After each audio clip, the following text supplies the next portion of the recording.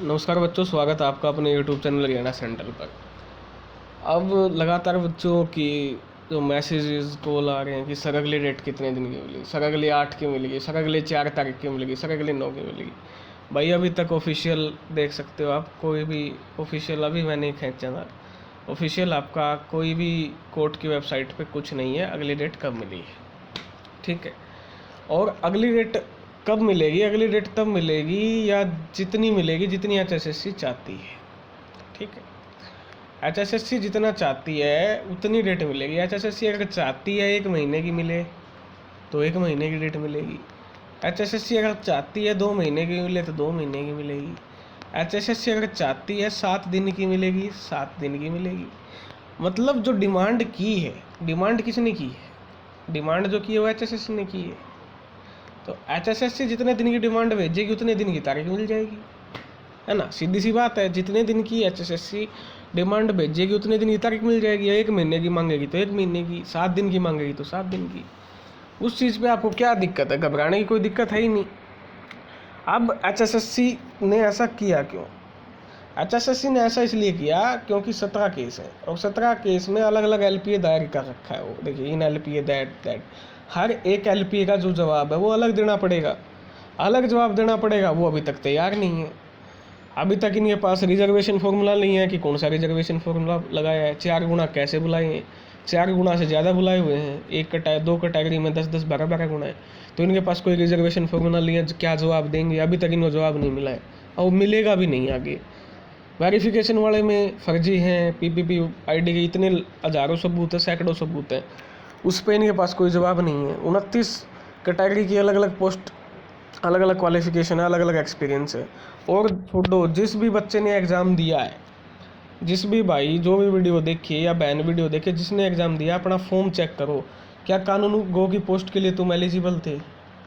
Check करो जाके, कानून गो की पोस्ट के लिए क्या तुम एलिजिबल थे? क्या तुम्हारे फॉर्म में कानून गो की पोस्ट लिखी हुई है?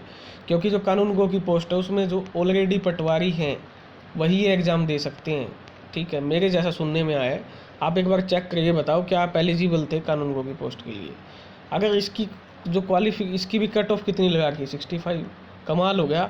अगर इसमें पटवारी ही आगे फॉर्म भर सकता था तो इसकी कट ऑफ 65 कैसे लग गई? ठीक है, ऐसी ऐसी 29 प्रकार की पोस्ट है। फीमेल सुपरवाइजर की पोस्ट है।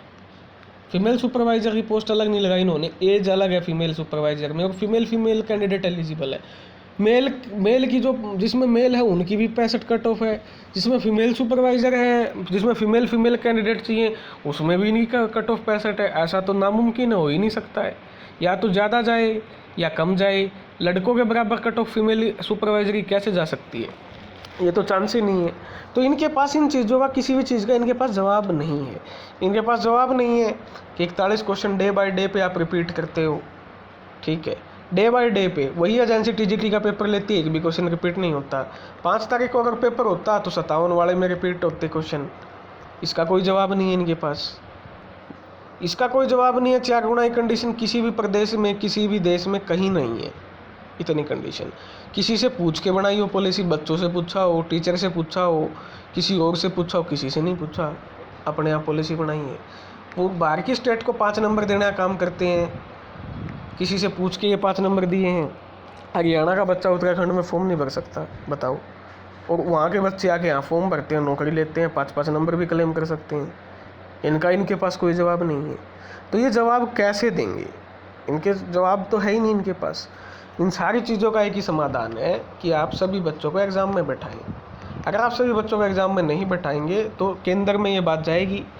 अगर जिस दिन ये नेशनल लेवल पे बात गई तो आपके जो दूसरे राज्य हैं, राजस्थान है, छत्तीसगढ़ है, हिमाचल है, वो आपके खिलाफ माहौल बनाएंगे। वो इस चीज़ को यूज़ करेंगे। देखो भाई, हरियाणा में भाजपा क्या कर रही है, भाजपा युवा विरोधी है।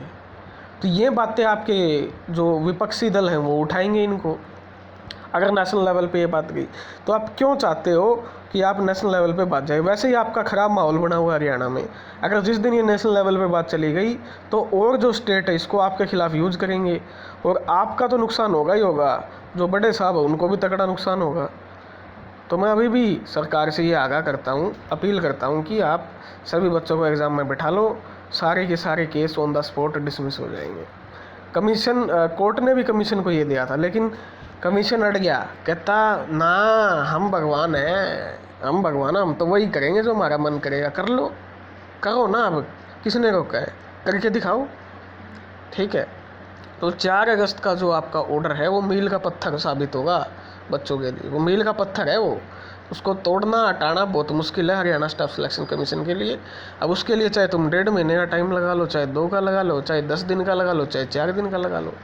ठीक है, और बच्चे इतने तैयार है भाई, वो सुप्रीम कोर्ट तक के उनके वकील तैयार हैं बच्चों के। बताओ, उन्होंने कहा सर 4 साल में पटवारी की भर्ती, तो 12 साल हो गए ग्राम सचिव और पटवारी को, 11-12 साल। कुछ ना कुछ काले बादल इस भर्ती पर छाए रहते हैं, कभी किसी कारण कैंसिल होती है, कभी किसी कारण कैंसिल होती है।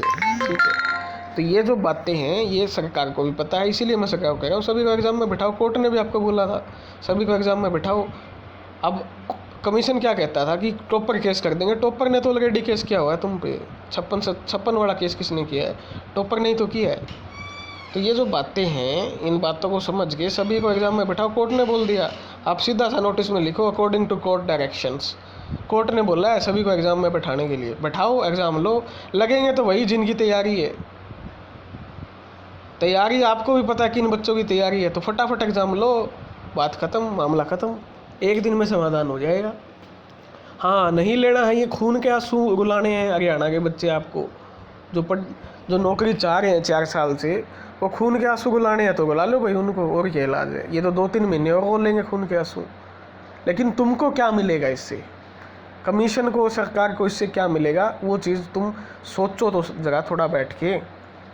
तुमको तो इसमें कुछ नहीं मिलने वाला। ठीक है, तो ये गंभीर मसला है।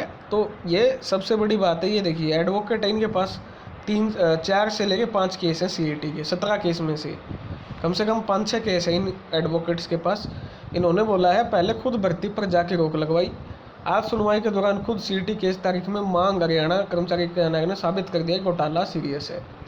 गजब की बात यह है कि यह सरकार इतनी मान है कि एलपीओ में विरोधी पक्ष को नोटिस जारी करने के लिए जो 50 रुपये कोर्ट की फीस है वो भरनी थी, और इनसे 25 दिन में वो फीस नहीं भरी गई, और इनके पास रात को कोर्ट खुलवाने का समय था। शर्म की बात, इससे बड़ी थू क्या हो सकती है आपके हरियाणा में, ये बताओ मेरे को। 50 रुपये आपसे फीस नहीं भरवाई गई, कब पेरेगी 50 रुपये, कमाल हो गया भाई। और इनको ये पता था 5 तारीख से लेके 1 सितंबर तक 26 दिन का टाइम मिलता है, 26 दिनों में 50 रुपये फीस नहीं भरवाई गई। तो उसका जो कारण है वो मैं पिछली वीडियो में भी बता चुका हूँ, इस वीडियो को लंबा नहीं कर रहा हूँ, पिछली वीडियो जाके देख लो, 2X पे 2 वीडियो आई हुई है। ठीक है, एक दीपेंद्र हुड्डा वाली, उसको छोड़ के 2 वीडियो हैं, डिटेल में बताया हुआ है कि ये इतने दिन का इन्होंने षड्यंत्र, ये जो चाल है क्यों रची है, क्योंकि इनके पास कोई भी जवाब नहीं है, कुछ भी नहीं है इनके पास। ठीक है, सिर्फ एक रास्ता बचता है, सभी को एग्ज़ाम में बैठा लो, इज्जत भी बच जाएगी, माहौल भी बन जाएगा भाजपा का, और तुम्हारी गलतियों पे पर्दा भी डल जाएगा, नहीं तो बर्बाद होगे, बर्बाद बिल्कुल। ठीक है, तो मेरी तरफ से यही अपडेट थी। जय हरियाणा, जय भारत, धन्यवाद।